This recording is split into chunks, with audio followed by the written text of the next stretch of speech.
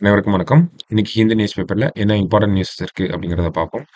So முதல்ல பார்த்தோம்னா, climate change induced heavy rainfall a cause of concern அப்படின்னு சொல்லி நம்ம முதலமைச்சர் சொல்லியிருக்காரு. ஓகேங்களா? கிளைமேட் சேஞ்ச்னால ஏற்படக்கூடிய மிக அதிக மழை பொழிவு அப்படிங்கிறது ஒரு கவனிக்க வேண்டிய ஒரு விஷயம். ஒரு காஸ் ஆஃப் கன்சர்ன் அப்படின்னு சொல்லியிருக்காரு. சரிங்களா? இதெல்லாம் முக்கியமான ஸ்டேட்மெண்ட். தமிழ்நாட்டுல பொறுத்தவரைக்கும் நம்ம அதனால தான் பாதிக்கப்பட்டோம் போன வருஷம்லாம். சென்னை, தூத்துக்குடி, திருநெல்வேலி போன்ற பகுதிகள்ல வெள்ளம் அந்த அளவுக்கு வந்ததுக்கு காரணம் அது climate change induced heavy rainfall. Short and intense ரெயின்ஃபாலா இருக்கும். சின்ன கொஞ்ச நேரத்திலேயே அதிகப்படியான மழை வந்து பெஞ்சிரும். சரிங்களா? ஸோ அதுதான் நம்ம முதலமைச்சர் சொல்லி ப்ரிப்பேர்ட்னஸை வந்து துரிதப்படுத்தியிருக்காங்க. ஓகேவா? அக்டோபர் டு டிசம்பர் பார்த்தோம்னா நமக்கு மழை காலம் ஆரம்பிச்சிருக்கு. பரவலா எல்லா இடத்துலயும் மழை பெய்ய ஆரம்பிச்சிருக்கு இந்நேரம். ஸோ அதுதான் இந்த இடத்துல சொல்லியிருக்காங்க. இது ரிலேட்டடா தமிழக அரசாங்கம் பார்த்தோம்னா ஒரு அப்ளிகேஷன் கூட கொண்டு வந்திருக்காங்க. ஓகேங்களா? ஸோ என்ன ஒரு அப்ளிகேஷன் அப்படின்னு பார்த்தோம்னா, அதற்கு பேர் வந்து டிஎன் அலர்ட் அப்படின்னு சொல்லி பேர் வச்சிருக்காங்க. டிஎன் அலர்ட் கொடுத்துருக்காங்க இல்லையா? இது வந்து ஒரு மொபைல் ஆப். ஓகேங்களா? எக்ஸ்ட்ரீம் வெதர் சிச்சுவேஷன்ஸ் ரிலேட்டடான விஷயங்களை தமிழ்லயே நம்ம இந்த இடத்துல பார்த்துக்கலாம். ஓகேவா?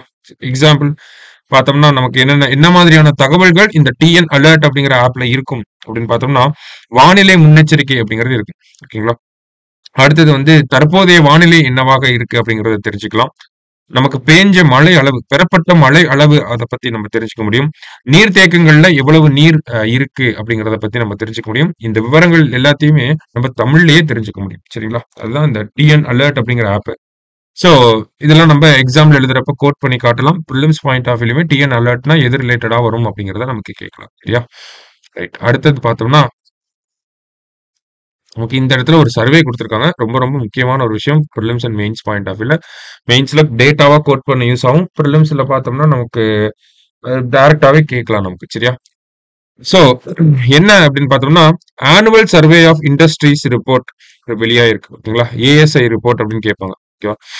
ஏஎஸ்ஐ ரிப்போர்ட்டை யார் எடுக்கிறாங்கன்னு கூட கேட்கலாம். மினிஸ்ட்ரி ஆஃப் ஸ்டாட்டிஸ்டிக்ஸ் அவங்க தான் வந்து இந்த ஏஎஸ்ஐ ரிப்போர்ட் வந்து எடுக்கிறாங்க. ஓகேவா? Ministry of statistics and programme implementation அப்படின்னு வரும். ஸோ இந்த மினிஸ்ட்ரி வந்து ஆனுவல் சர்வே ஆஃப் இண்டஸ்ட்ரீஸ் அப்படிங்கிற ரிப்போர்ட்டை வெளியிட்டிருக்காங்க. அதுல பார்த்தோம்னா என்ன சொல்லியிருக்காங்க? தமிழ்நாடு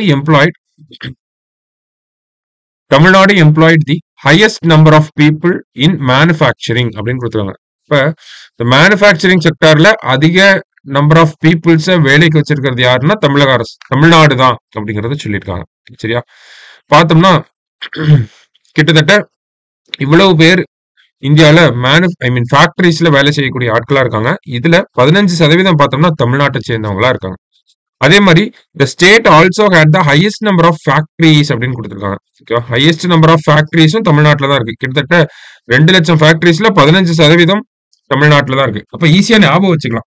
நம்பர் ஆஃப் ஃபேக்டரிஸ்ல நம்ம தான் அதிகம். கிட்டத்தட்ட இந்தியாவில் இருக்கக்கூடிய மொத்த ஃபேக்டரிஸோட அளவுல 15% தமிழ்நாட்டில் தான் இருக்கு. அதே மாதிரி அந்த ஃபேக்டரிஸ்ல வேலை செய்யக்கூடிய ஆட்கள்ல மொத்த சதவீதத்துல 15% தமிழ்நாட்டில் தான் இருக்கு அப்படிங்கிறது. ஓகேவா? அடுத்தது இதுல இருந்து வேற என்ன கேட்கலாம் அப்படின்னு பார்த்தோம்னா டாப் 5 ஸ்டேட்ஸ் வந்து அரேஞ்ச் பண்ண சொல்லலாம். டாப் 5 ஸ்டேட்ஸ் அப்படிங்கறது கொடுத்திருக்காங்க. மேனுஃபேக்சரிங் யூனிட்ஸ் அந்த ஃபேக்டரிஸ்ல வந்து தமிழ்நாடு ஃபர்ஸ்ட் அப்படின்னு பார்த்தோம். ஃபேக்டரிஸ்ல வேலை செய்யக்கூடிய ஆட்களுடைய எண்ணிக்கையில தமிழ்நாடு வந்து ஃபர்ஸ்டா இருக்கு. தமிழ்நாடுக்கு அடுத்து யார் இருக்காங்க அப்படின்னு பார்த்தோம்னா தமிழ்நாடு, மகாராஷ்டிரா, குஜராத், உத்தரப்பிரதேஷ் அண்ட் கர்நாடகா. இந்த 5 மாநிலங்கள் மட்டுமே கிட்டத்தட்ட 55% மக்கள் ஃபேக்டரியில வேலை செய்யக்கூடிய மக்களை வந்து எம்ப்ளாய் பண்ணியிருக்காங்க. சரிங்களா? சோ இந்த டேட்டாஸ்லாம் நமக்கு முக்கியம். இதை கொஞ்சம் நல்லா பார்த்து வச்சுக்கோங்க. சரியா? முக்கியமான டேட்டா கண்டிப்பா எதிர்பார்க்கலாம். சரியா? மெயின்ஸ் பாயிண்ட் ஆஃப் வியூல இதெல்லாம் மேனுஃபேக்சரிங் ரிலேட்டடா, எக்கனாமிக்ஸ் ரிலேட்டடா கேட்கறப்பெல்லாம் நம்ம இதை கோட் பண்ணி காட்ட முடியும். சரிங்களா? சரி, அடுத்ததா பார்த்தோம்னா என்ன சொல்லியிருக்காங்க? இங்க பார்த்தோம்னா ஆபரேஷன் சக்ரா 3 அப்படின்னு சொல்லியிருக்காங்க. ஆபரேஷன் சக்ரா 3. அது என்ன ஆபரேஷன் சக்ரா 3 அப்படின்னு பார்த்தோம்னா ஜஸ்ட் என்னன்றது மட்டும் தெரிஞ்சுப்போம். ஆபரேஷன் சக்ரா அப்படிங்கிறது சிபிஐயோட ஆபரேஷன். அதோட 3rd ஃபேஸ் வந்து நடந்துட்டு இருக்கு. சரிங்களா? அதனாலதான் ஆபரேஷன் சக்ரா 3 அப்படின்னு சொல்லியிருக்காங்க. சைபர் கிரிமினல்ஸை ஐடென்டிஃபை பண்ணி அவங்களை அரெஸ்ட் பண்றதுதான் இந்த சக்ரா அப்படிங்கிற ஆபரேஷனோட அப்ஜெக்டிவ். சரிங்களா? இதை 3 மட்டும் நம்ம தெரிஞ்சுக்கலாம்.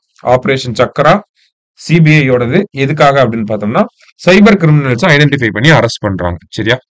அடுத்ததா பார்த்தோம்னா Mithun Chakraborty to get Dada Saheb Phalke award அப்படின்னு சொல்லி கொடுத்திருக்காங்க. 2022ஆம் ஆண்டுக்கான Dada Saheb Phalke lifetime achievement award அப்படிங்கிறது யாருக்கு போயிருக்குன்னா மிதுன் சக்கரவர்த்திக்கு போயிருக்கு. ஓகேவா? முக்கியமான ஒரு அவார்ட், முக்கியமான நபர், நோட் பண்ணிக்கிறோம். அதே மாதிரி இந்த வருஷம் இவருக்கு பார்த்தோம்னா பத்ம பூஷன் விருதும் வழங்கப்பட்டிருக்கும். சரிங்களா? இந்த ஜனவரியில இவருக்கு பத்ம பூஷன் விருதும் வழங்கப்பட்டிருந்துச்சு. ஸோ இந்த வருஷமே 2 அவார்டு இவருக்கு கிடைச்சிருக்கு. அப்ப நோட் பண்ணி வச்சுக்கோங்க. சரியா? ரைட். அதாவது இந்தியாவுல சினித்துறையில வழங்கக்கூடிய மிக உயரிய விருது அப்படின்னு பார்த்தோம்னா இந்த தாதா சாஹிப் பால்கே அவார்டு தான். சரியா? கொஞ்சம் வருஷங்களுக்கு முன்னாடி ரஜினிகாந்த் அவர்கள் கூட வாங்கியிருந்தாங்க. சரியா? நெக்ஸ்ட் பார்த்தோம்னா லாஸ்டா இன்டர்நேஷனல் பேஜ்ல ஒரு அவார்டு. ஸோ இவங்க பார்த்தோம்னா மரியா கொரினா மச்சாடோ அப்படிங்கிறவங்க. யார் இவங்க அப்படின்னு பார்த்தோம்னா வெனிசுவேலா அப்படிங்கிற நாட்டில் இருக்கக்கூடிய ஒரு எதிர்க்கட்சி தலைவர். வெனிசுவேலா அப்படிங்கிற நாடு ஆயில் ரிசர்வ்ஸ்லாம் இங்கதான் அதிகமா இருக்கு. சரிங்களா? ஸோ வெனிசுவேலா அப்படிங்கிற நாட்டோட எதிர்க்கட்சி தலைவரா இருக்காங்க. பார்த்தோம்னா சமீபத்தில் நடந்த அதிபர் தேர்தலில் இவங்க வெற்றி பெற்றதா அறிவிச்சிருந்தாலுமே இவங்கனால வந்து பதவி ஏற்க முடியல. இந்த மாதிரி ஒரு இன்டர்னல் பாலிடிக்ஸ். ஓகேவா? ஸோ இவங்களுக்கு வந்து யூரோப்ல இருக்கக்கூடிய த கவுன்சில் ஆஃப் யூரோப் அவங்க என்ன சொல்லியிருக்காங்கன்னா யூரோப் ரைட்ஸ் பிரைஸ் அப்படிங்கறத இவங்களுக்கு கொடுத்துருக்காங்க. சரியா? Europe rights price. ஸோ நமக்கு 2-3 இந்த Nobel peace prize, Europe rights prize இந்த மாதிரியான விருதுகள்லாம் கொஞ்சம் முக்கியமா இருக்கும். சரிங்களா? ஸோ அந்த வகையில இதை பார்த்துக்கிறோம். மரியா கொரினா மச்சாடோ உங்களுக்கு டெமோக்ரஸிக்காக அவங்க எடுத்துட்டு வரக்கூடிய அந்த ஒரு போராட்டத்துக்காக இந்த வருஷம் யூரோப் ரைட்ஸ் பிரைஸ் அப்படிங்கிறது அவங்களுக்கு வழங்கப்பட்டிருக்கு. சரிங்களா? ஸோ இன்னைக்கு நியூஸ் பேப்பர்ல இருந்த முக்கியமான விஷயங்களை நம்ம பார்த்திருக்கோம்.